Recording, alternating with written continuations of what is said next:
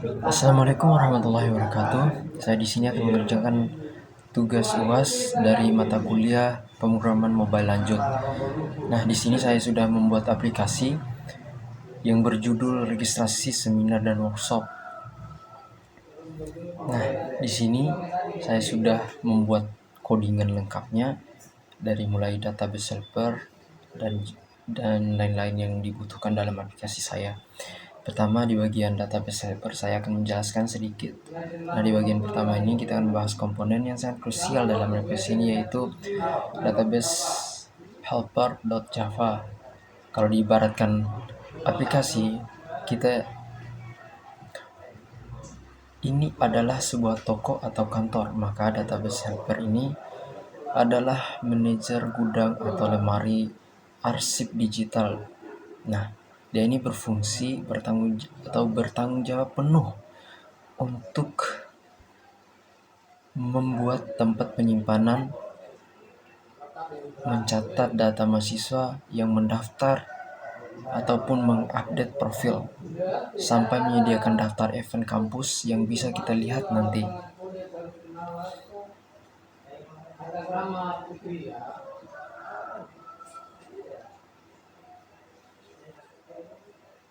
Nah, di dalam file ini ada file yang ada fungsi bawaannya bernama onCreate. Nah, tugas utamanya adalah membangun struktur tabel saat aplikasi pertama kali diinstal. Di versi terbaru ini, kita punya beberapa tabel utama. Yang pertama yaitu tabel user atau mahasiswa untuk menyimpan NIM, nama, email, dan password. Kemudian ada tabel event untuk menyimpan informasi seminar atau kegiatan yang nantinya berkaitan dengan event-event workshop itu. Nah, yang ketiga yaitu tabel registrasi yang tujuannya untuk mencatat siapa saja mahasiswa yang ikut ke event tertentu beserta status kehadirannya. Nah, ada 3 fitur utama yang sudah dioptimalkan di dalam file database server terbaru ini. Dan mungkin ini sangat penting. Pertama yaitu sistem keamanannya berupa integer. Nah, di sini saya untuk sistem password atau PIN mahasiswa saya kunci tipenya menggunakan integer atau angka murni ya, bukan string atau teks biasa. Jadi proses validasi dan penyimpanan jauh lebih cepat dan konsisten saat mahasiswa melakukan pembaruan PIN di halaman profil. Kemudian ada struktur kolom gambar poster yang baru. Pada fungsi mengambil data event atau get all events, saya sudah memperbarui strukturnya.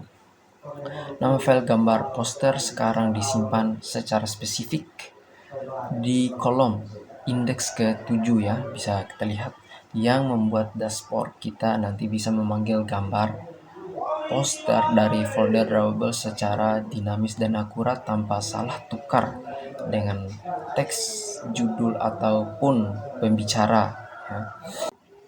Kemudian fungsi manajemen profil mandiri atau CRUD ya. CRUD.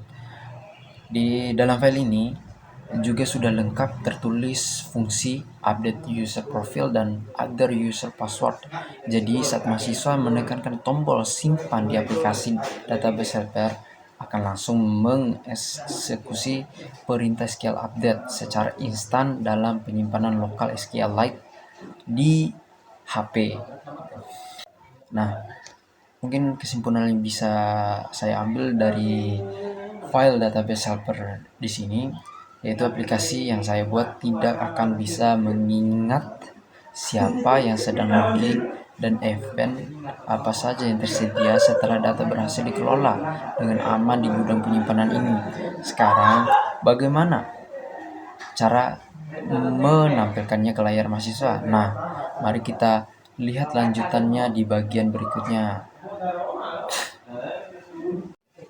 Nah, lalu di sini ada bagian file yang namanya event detail activity.java. Yang akan saya bahas ini fungsinya adalah sebagai lembar informasi detail atau brosur lengkap dari setiap event yang dipilih oleh mahasiswa. Nah, ketika salah satu kartu atau ya katakanlah kartu dari event di halaman utama diklik, aktivitas inilah yang bertugas untuk memproses dan menampilkan seluruh informasi secara mendalam. Nah, secara teknis, saya membagikan logika di dalam file ini ke dalam 3 alur utama yang saling berkaitan. Yang pertama, ada proses penerimaan data atau serah terima ID. Saat halaman ini terbuka, sistem ini akan langsung menangkap kiriman data berupa ID event yang diklik, dan nih mahasiswa yang sedang aktif menggunakan fitur get intent di sini. Dua data ini sangat krusial karena menjadi kunci utama untuk mencari data di database dan mencatat pendaftaran. Kedua yaitu proses penyajian informasi secara dinamis. Setelah mendapatkan ID event, nah file Java ini akan menyuruh database helper untuk mengambil baris data yang cocok dari tabel SQL data seperti judul lengkap, nama pembicara, sisa kota, deskripsi acara, hingga string nama file poster akan diambil di sini. Saya juga menerapkan fungsi pencarian ID research secara dinamis. String nama poster yang didapat dari database akan dikonversi langsung menjadi ID gambar agar komponen image view di layout detail bisa menampilkan poster yang tepat secara otomatis. Nah, yang ketiga yaitu yang paling penting adalah logika tombol pendaftaran event. Ketika mahasiswa menekan tombol daftar, file Java ini tidak langsung memasukkan data begitu saja, melainkan melakukan dua validasi ketat terlebih dahulu. Yang pertama, validasi pengecekan riwayat. Sistem akan memverifikasi atau mencari ke database apakah NIM tersebut sudah pernah mendaftar di ID event ini atau belum. Jika sudah, pendaftaran akan langsung dibatalkan lewat peringatan TOS agar tidak terjadi duplikasi data. Kemudian ada validasi kedua, yaitu pengecekan kota. Sistem akan memastikan bahwa sisa kota event tersebut masih di angka 0. Jadi, jika kedua validasi ini lolos, barulah fungsi pendaftaran dieksekusi. File Java yang saya buat ini akan memerintahkan database untuk memasukkan baris baru ke tabel registrasi dengan status pending atau selesai. Nah, sekaligus menjalankan fungsi untuk mengurangi jumlah kota event tersebut sebagai satu angka. Semua proses ini diakhiri dengan pembaruan teks kota di layar secara real time dan menampilkan pesan sukses pada pengguna. Melalui struktur logika yang saya buat di event detail activity.java ini, seluruh alur pendaftaran kegiatan kampus dapat berjalan dengan aman, presisi, dan mencegah terjadinya duplikasi. Oke, lanjut di bagian login activity.java. Yang akan saya bahas di sini adalah fungsinya, yaitu sebagai pintu gerbang utama atau sistem autentikasi keamanan sebelum pengguna dapat mengakses fitur-fitur di dalam aplikasi saya. Nah, aktivitas ini tujuannya itu bertanggung jawab untuk memastikan bahwa hanya mahasiswa yang terdaftar dengan kredensial yang valid yang bisa masuk ke dalam dashboard. Nah, secara teknis, saya merancang logika di dalam file ini dengan alur kerja yang sistematis. Pertama yaitu proses inisialisasi dan penangkapan input. Nah, saat halaman login dimuat, komponen interface seperti edit text untuk NIM, kemudian edit text untuk PIN keamanan, serta button untuk aksi login akan langsung dihubungkan dengan kode Java melalui fungsi find view by ID. Yang kedua, proses validasi input awal. Nah, ketika tombol masuk ditekan, sistem pertama akan memeriksa apakah kolom NIM dan PIN sudah diisi atau masih kosong. Jika ada kolom yang kosong, saya memunculkan pesan peringatan menggunakan TOS agar pengguna melengkapi terlebih dahulu pengisian kolom yang belum diisikan oleh mahasiswa tersebut, sehingga sistem tidak melakukan query sia-sia ke database. Kemudian yang ketiga, dan ini mungkin yang paling krusial, yaitu proses autentikasi berbasis integer sesuai dengan struktur basis data yang sudah saya rancang sebelumnya. Password atau PIN di aplikasi ini dikelola menggunakan tipe data integer atau angka murni ya. Oleh karena itu, di dalam file Java ini, teks PIN yang dimasukkan oleh pengguna akan saya konversi terlebih dahulu dari bentuk string menjadi integer menggunakan perintah integer %int.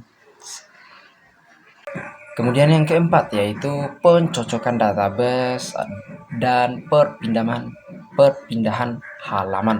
Nah, setelah data NIM dan PIN dalam bentuk integer siap, file Java ini akan memanggil fungsi pengecekan yang ada di database helper. Nah, sistem akan menjalankan query untuk memeriksa apakah kombinasi NIM dan PIN tersebut cocok dengan salah satu baris data di tabel user. Nah, jika datanya cocok dan terverifikasi, file Java ini akan memicu intent untuk membuka student dashboard activity.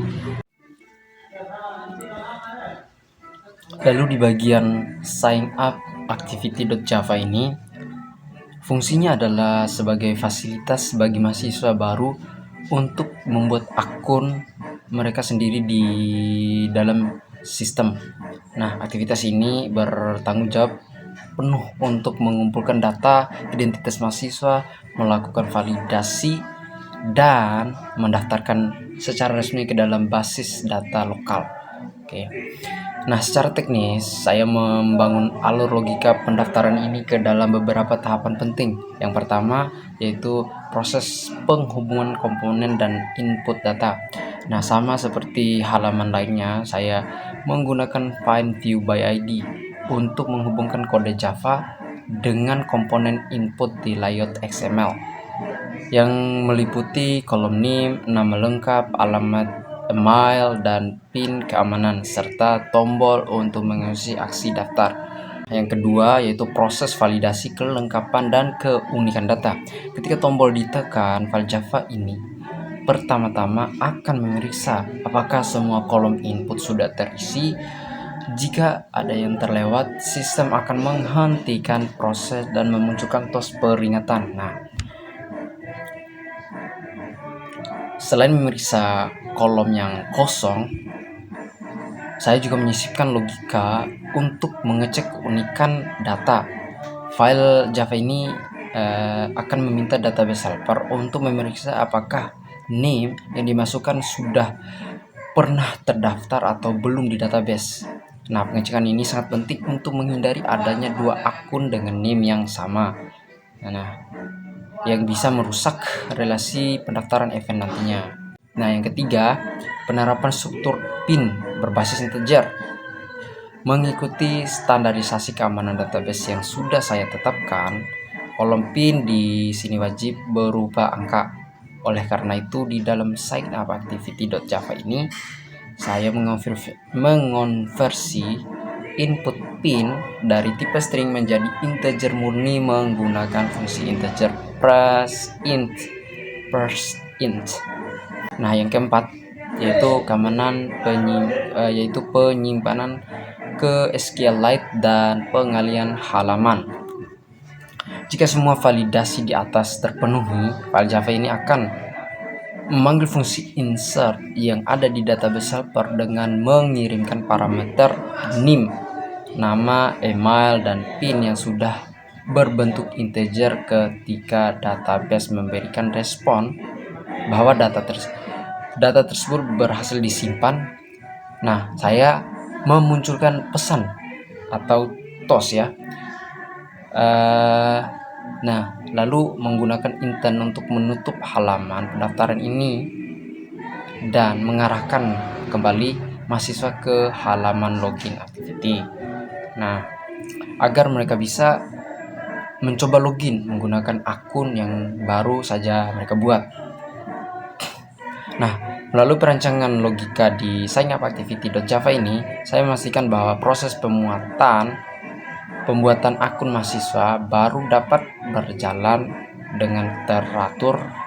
Data yang masuk ke database benar-benar valid, serta sistem keamanan tipe data terintegrasi dengan baik sejak awal.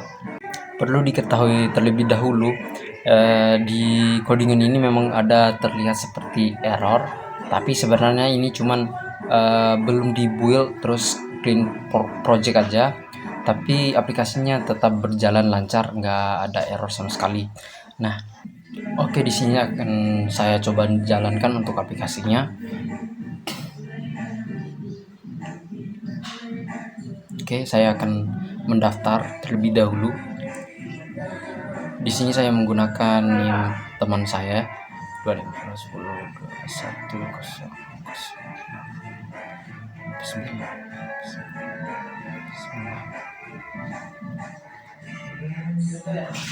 Untuk namanya saya menggunakan Ianto, nama teman saya.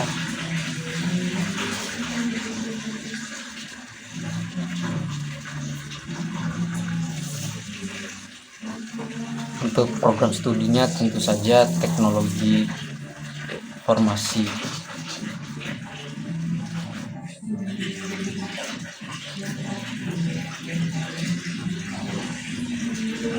Klik daftar. Nah, akan muncul registrasi berhasil dan otomatis kembali ke halaman login. Nah, di sini saya akan kembali masukkan NIM yang saya daftarkan tadi.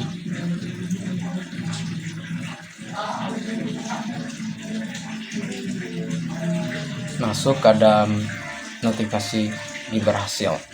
Lalu akan saya scroll. Seperti yang terlihat di sini, sudah tersedia beberapa seminar atau workshop. Kemudian di sini ada menu history. Ya, seperti belum ada terdaftar aplikasi atau daftar event yang saya ikuti. Nah, di sini di menu profile ada beberapa informasi yang bisa kita ganti seperti nama, NIM, bahkan PIN. Nah, kita coba daftar di salah satu eventnya. Kita lihat di bagian history.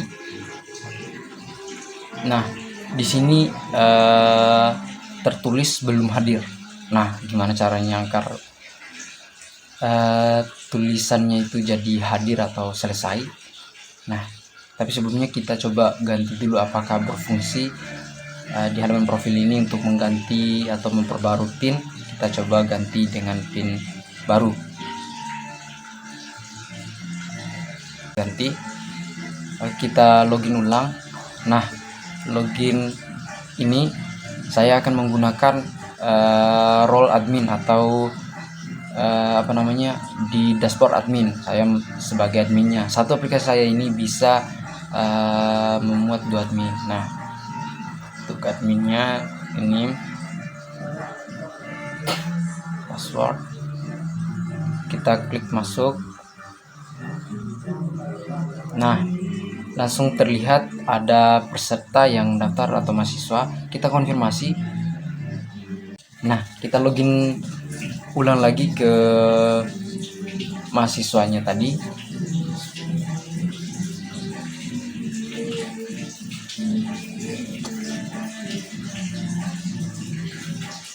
Nah, kita coba lihat di bagian history. Nah, langsung selesai secara otomatis setelah adminnya melakukan konfirmasi.